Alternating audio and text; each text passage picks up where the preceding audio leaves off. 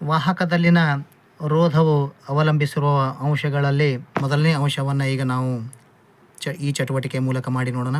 ಅದಕ್ಕೆ ಬೇಕಾಗುವ ಸಾಮಗ್ರಿಗಳು ಇಲ್ಲಿ ಒಂದು ಜೊತೆ ಬ್ಯಾಟ್ರಿ, ಹಾಗೆಯೇ ವಿದ್ಯುತ್ ಬಲ್ಬ್, ಅವಕ್ಕೆ ಸಂಪರ್ಕಿಸಲು ಬೇಕಾದಂಥ ವಾಹಕ ತಂತಿಗಳು, ಜೊತೆಗೆ ಒಂದು ಜೊತೆ ಕ್ರೊಕೊಡೈಲ್ ಕ್ಲಿಪ್ಗಳನ್ನು ತೆಗೆದುಕೊಂಡಿದ್ದೇನೆ. ಮತ್ತು ಇಲ್ಲಿ ಒಂದು ಪೆನ್ಸಿಲನ್ನು ನೋಡ್ತಾ ಇದ್ದೀರಿ.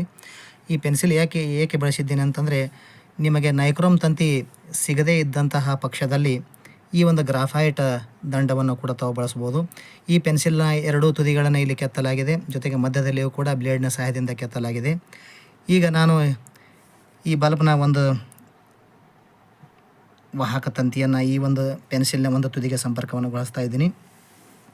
ಜೊತೆಗೆ ಮಧ್ಯದಲ್ಲಿ ಕೆತ್ತಲಾದ ಈ ಪೆನ್ಸಿಲ್ನಲ್ಲಿ ಈಗ ನಾನು ಈ ಸಂಪರ್ಕವನ್ನು ಪೂರ್ಣಗೊಳಿಸ್ತಾ ಇದ್ದೀನಿ.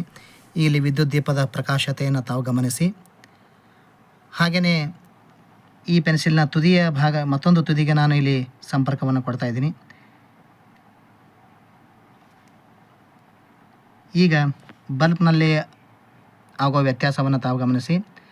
ಮಧ್ಯದಲ್ಲಿ ಸಂಪರ್ಕಗೊಳಿಸಿದಾಗ ಬಲ್ಬ್ನ ಪ್ರಕಾಶತೆ ಹೆಚ್ಚಾಗೋದನ್ನು ಇಲ್ಲಿ ತಾವು ಗಮನಿಸ್ತಾ ಇದ್ದೀರಿ.